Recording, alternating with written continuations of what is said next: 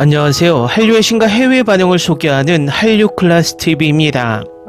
오늘은 넷플릭스 개봉 48시간 만에 이 SF 스릴러는 모든 것을 압도하며 70개국 이상에서 1위를 차지했다란 프랑스 언론의 기사를 살펴보고 이 영화를 시청한 프랑스 시청자 반응까지 살펴보겠습니다. 한국의 악플러들에 의해 망작이란 꼬리표가 붙은 넷플릭스 대홍수가 3일째도 미국, 영국, 프랑스, 일본, 대만 등 전세계 71개국 1위, 93개국 올킬 탑10에 오르고 있습니다. 이쯤 되면 이 영화를 망작이라고 조롱했던 악플러들이 손가락을 자르고 싶을 정도의 엄청난 성과입니다. 이 영화는 크리스마스 시즌인데도 불구하고 넷플릭스 영화 대부분 크리스마스 관련 영화로 도배가 되고 있는 상황에서도 1위에 올라 있다는 것은 고무적입니다. 첫날 호기심에 1위에 오를 수 있지만 3일째 압도적 1위는 이 영화가 입소문까지 나고 있다는 방증입니다. 사람들이 이렇게 이야기합니다. 이 영화를 비판하는 것이 악플이냐? 이 영화는 비판받을 수 있지만 노골적으로 폄하하며 망작, 졸작이라는 수식어로, 그리고 이 영화를 좋게 평가하며 재밌게 봤다는 사람까지 조롱하며 폄하하는 행위를 악플러라고 말하는 것입니다. 우리나라 영화 산업의 발전을 위해서는 이런 혐오만 조장하는 악플러들보다 건전하고 논리적인 비평가들이 더 필요합니다. 우리나라 일부 영화 리뷰 유튜버들도 어떤 영화가 나오면 욕먹을 것이 두려워서 이런 악플러들의 입맛에 맞게 망작, 졸작이라는 말을 너무 함부로 남발하며 이런 악플러들을 더 양산하고 있다는 것입니다. 각설하고 이 영화의 흥행을 이야기하는 프랑스 언론의 기사부터 살펴보겠습니다. 이 한국 장편 영화의 재난 시나리오는 플랫폼 구독자들을 대거 매혹시켰습니다. 크리스마스 코미디가 넷플릭스에서 성공을 독점하는 것은 아닙니다. 샴페인 프라블럼과 마이 시크릿 산타가 이번 크리스마스 시즌에 팬을 확보하는 것은 논리적이지만 스트리밍 거대 기업은 연말 프로그램을 다각화하여 덜 마법적인 계획을 가진 온라인 작품들을 배치했습니다. 나이브스 아웃 시리즈의 세 번째 작품은 아가사 크리스티 스타일의 범죄 소설 팬들을 빠르게 매료시켰고 한때 세계에서 가장 많이 조회되는 콘텐츠 10위권을 장악했습니다. 하지만 그 리더십은 한국에서 온 예상치 못한 도전자에게 전복되었습니다. 플랫폼에서 인기 있는 국가인 이 최신 SF 작품 대홍수는 지난 금요일부터 공개되었음에도 이미 구독자들의 반향을 일으켰습니다. 플릭스 페트롤이 보도한 수치에 따르면 미국, 남아프리카 공화국, 모로코, 캐나다, 프랑스 등 70개국 이상이 이 작품을 현재 가장 좋아하는 픽션으로 꼽았습니다. 이 스릴러의 숨막히는 시나리오는 분명히 국제적 성공과 무관하지 않습니다. 줄거리는 장르 팬들을 지구상에서 마지막일지도 모르는 종말의 날로 데려가며 대홍수의 위협을 받습니다. 이 영화는 인공지능 개발연구원 구한나와 그녀의 어린 아들이 완전히 폭력적인 바다로 가라앉는 건물에 갇힌 여정을 따라갑니다. 여기에 보안요원 희조가 무슨 일이 있어도 대피시키려 합니다. 디스토피아, 시간 루프, SF가 혼합된 작품으로 투마로우와 사랑의 블랙홀을 연상시키는 대홍수는 화려한 장면과 김병호 감독이 사랑이라는 개념에 대해 관객에게 질문하는 더 친밀한 장면들을 번갈아 오갑니다. 출연진 중에는 넷플릭스 팬들이 이미 오징어 게임 시즌1 218번으로 출연 중인 박혜수를 만나게 될 것입니다. 이 놀라운 시리즈의 성공으로 세계적으로 유명해진 그는 이제 한국 영화계의 슈퍼스타 중 한 명이 되었습니다. 배우는 주인공이 자신의 생명까지 바치며 젊은 여성과 그녀의 아들을 구하기 위해 무엇이든 할 준비가 되어 있는 그의 역할에 큰 감동을 받았습니다. 이런 상황은 처음 봐요. 새 주인공을 동시에 따라가는 프로젝트는 처음이었는데 그게 정말 호기심을 자극했어요. 촬영이 진행될수록 영화에 대한 애착은 더욱 커졌습니다라고 그는 미국 언론에 말합니다. 다음은 대홍수를 시청한 프랑스 시청자 반응입니다. 이 영화는 이미 사랑의 블랙홀, 퍼시픽 림, 미키 17 등 몇몇 작품에서 활용된 테마를 사용합니다. 따라서 특수효과가 매우 성공적이고 상황이 고통스럽더라도 단순한 재난 영화는 아닙니다. 주제가 다루는 방식은 매우 정교합니다. 영화를 너무 무심코 따라가면 좋을 수도 나쁠 수도 있습니다. 모든 세부사항이 마지막에. 평범한 재난 영화를 기대했는데 사실 그렇게 큰 기대는 아니었어요. 이야기는 매우 잘 만들어졌고 한동안 우리를 어둠 속에 남깁니다. 이미지들이 인상적입니다. 이 영화는 꽤 좋은 놀라움입니다. 이 영화는 매우 강렬하게 시작해 끝까지 긴장감을 유지합니다. 전체적인 연출, 배우들 그리고 특수효과의 현실감이 훌륭한 쇼를 선사합니다. 이 영화는 매우 좋은 SF 영화인데 재난 영화가 아니거나 너무 복잡해서 이해하기 어려워서 평점이 나쁩니다. 그런 이유로 영화를 깎아내리는 것은 안타깝지만 그런 평가들을 믿어서는 안 됩니다. 적어도 한 가지는 동의합니다. 그래픽과 효과가 훌륭하다는 점입니다.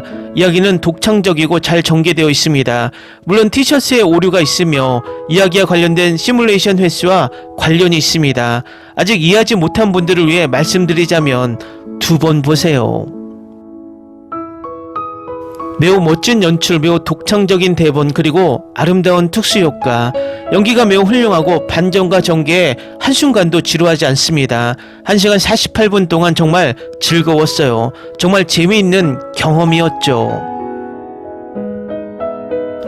재앙과 퍼즐이 섞인 아주 좋은 영화입니다. 매우 잘 짜여진 작품으로 이 영화를 이해하고 즐기려면 마음을 열어야 하며 우리를 깊은 반성으로 이끌려 합니다. 제 리뷰를 덧붙이자면 영화 전체를 이해하려는 노력을 하지 않는 일부 사람들이 덧붙인 낮고 비판적인 지적을 보았습니다. 보통 모두가 접근할 수 있는 부분이지만 그냥 마음을 맡기면 됩니다. 저는 재난 영화를 기대했지만 그렇지 않았습니다. 하지만 최고였습니다. 영화는 꽤 스트레스가 많고 모든 감정을 겪게 만듭니다. 영화 마지막에 인터스텔라를 처음 봤을 때와 같은 감정을 느꼈습니다. 인간의 정의, 사랑 그리고 어머니가 아들을 위해 할 수 있는 일, 인간의 초월성에 대한 질문이었습니다. 영화를 보는 사람마다 다르고 각자 해석이 다르겠지만 대본은 꽤 명확하고 잘 만들어졌습니다. 정말 좋고 독창적이었어요. 정말 좋았어요. 사람들이 비판하긴 하지만 모두가 좋아하는 영화를 만드는 건 어렵습니다. 어쨌든 저에게는 매우 잘 짜인 작품이었고 배우들과 스태프에게 축하를 보냅니다. 정말 훌륭해요. 정말 따라가야 좋아할 거예요. 좋은 SF 영화예요. 훌륭하고 독창적인 대본을 가진 아주 좋은 영화입니다. 처음에는 재난 장르였고 이후에는 SF로 향합니다. 픽션을 좋아하지 않는다면 이 영화는 강력히 추천하지 않지만 그 외에는 강력히 추천합니다. 부정적인 댓글을 쓰는 사람들은 영화를 전혀 이해하지 못하는 것 같아요. 평점을 조금 올리기 위해 별 5개를 줬어요. 이 영화는 정말 볼 가치가 있습니다. 특히 예를 들어 인셉션을 좋아한다면 더 그렇죠. 이 영화는 장르 내부자들을 위한 것이 아니며 복잡한 내용도 없습니다. 사실 1시간 50분 동안 휴대폰을 내려놓고 따라가기만 하면 됩니다. 추천합니다. 꼭 필수는 아니지만 장르를 좋아하는 분들에게는 좋은 영화의 밤입니다. 이 영화는 재난 영화가 아니라 오히려 SF입니다. 순수한 재난 생존 영화를 원한다면 당신 길을 가세요. 이것은 제작진의 큰 홍보 실수이거나 오해 소지가 있는 실수일 수도 있습니다. 하지만 영화를 이해하지 못한 사람들이 이렇게 부정적인 평가를 내린 게 안타깝다고 생각해요. 배우들도 꽤 훌륭하고 이미지도 훌륭하게 연출되었으며 이야기도 독창적입니다. 다른 영화 및 내러티브 개념과 유사한 점이 있지만 인간의 감성과 감정을 중심으로 한 AI라는 아이디어는 이번이 처음입니다. 솔직히 좀 낮은 평점이 있는 리뷰들은 소름 끼치기도 해요. 스포일러는 피하고 싶지만 이 영화는 재난 영화가 아니고 네네 티셔츠의 숫자가 올라가는 것도 일부러 그런 거예요. 아주 좋은 영화예요. 솔직히 말해 좋은 영화였습니다. 이미 언급된 주제로 저는 스티븐 스필버그의 AI 인공지능을 생각하고 있습니다. 인간종은 로봇과 다르며 인간성과 사랑으로 견딜 수 있습니다. 그리고 참고로 아이를 위한 어머니의 모습도 포함됩니다. 기생충처럼 예상치 못한 감정은 처음에 짜증에서 눈물, 이해 불가로 빠르게 흐르고 캐릭터가 책임을 지면서 관객은 마침내 캐릭터와 동일시하게 됩니다. 이 모성 본능은 수천 번의 시뮬레이션을 거치며 정제되며 마지막 왜 나는 계속 6살이지? 라는 질문이 처음의 고통보다 더 확실히 우리의 마음을 아프게 합니다. 그녀의 폴로 셔츠에 적힌 숫자는 AI 시험을 나타내며 AI가 사람들을 출력해 지구로 보내 새로운 인간형을 위해 성공해야 합니다. 그녀는 시련을 번쩍 떠올리며 성공의 길로 나아갑니다. 사람들이 이 영화를 이해했을지 궁금합니다. 이 영화는 재난영화보다 훨씬 복잡합니다. 이것은 아이, 인간의 양심, 타고난 것, 그리고 부모가 자식에 대한 사랑에 관한 문제입니다. 인셉션, 인터스텔라의 매트릭스의 암시가 섞인 아마겟돈, 엣지 오브 투마로우. 대웅스는 천천히 마치 조용한 파도처럼 전개되며 엔딩 크레딧이 올라간 후에도 오랫도록 남는 흔적을 남기는 영화다.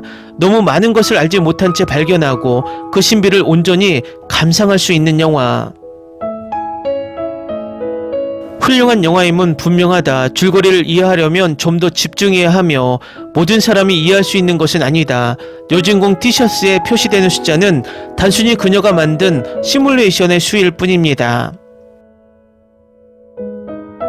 댓글 반응 잘 보셨나요? 물론 프랑스도 낮은 평점을 주는 시청자도 존재하고 어떤 나라도 마찬가지이지만 한국처럼 이 영화를 조롱하고 폄하하는 악플러들은 존재하지 않습니다. 저는 이 상황이 일배충들이 음지에서 양지로 흘러들어 오면서 우리나라 대부분 문화, 경제, 정치, 외교 등 다방면에서 혐오의 정서를 퍼뜨리고 있다고 확신합니다.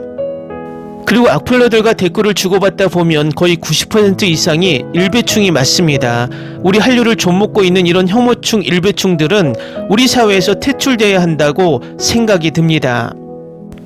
저는 다소 과하게 이런 일배충들과 댓글로 논쟁을 합니다. 이유는 이들에겐 예의 바른 좋은 언어, 논리적인 언어가 통하지 않기 때문입니다. 어쨌든 이런 혐오적 상황을 계속 방치하면 그들은 이것이 정당한 방법이라 착각하고 계속해서 혐오 사회를 만들 것입니다. 그렇기 때문에 이런 노골적인 혐오적 행위와 발언은 강하게 대처해야 한다고 개인적으로 생각합니다. 재밌게 잘 보셨나요? 여러분의 구독, 좋아요, 댓글, 알림 설정은 영상 제작에 큰 힘이 됩니다. 이 영상을 보신 모든 분들 항상 대박 나시고 행복하시길 바랍니다.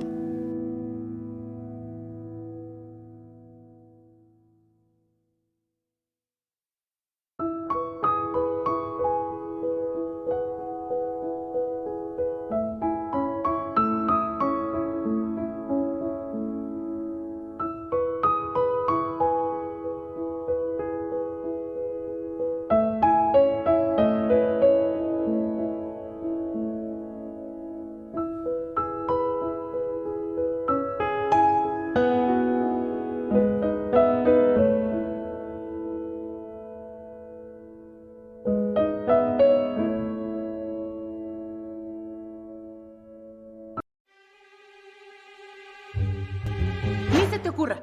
Olvida el ganso y los tomates. No hables de las ballenas. No es un acuario. No actúes como tonta. Que eras una genio. ¿Sí? No vayas a presumir, a la gente no le gusta eso. Y no digas cosas sin sentido. Y bueno, ¿terminamos? Hasta pronto. Abogada, tengo mucha curiosidad por conocerla.